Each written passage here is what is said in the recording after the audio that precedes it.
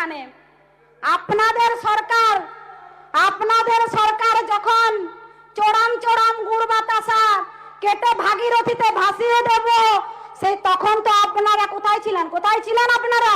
তখন তো কেউ বলেননি এই বিধানসভাতে যে না, বলবেন না কেটে ভাগীরথীতে ভাসিয়ে দেব। এখন রয়েছেন একজন আমাদের আগে মন্ত্রী ছিলেন ফিরহাদ হাকিম মহাশয়, বলেছিলেন যে দাওয়াতে ইসলাম ধর্ম গ্রহণ করুন। কোথায় ছিল তখন আপনাদের মনুষ্যত্ব? কোথায় ছিল তখন আপনাদের হিন্দু মুসলিম? কেন বলেননি সেই সময় এই কথাগুলো? ভেবে চিনতে বলবেন। আবার একজন বলছিলেন ডিম থেরাপির কথা।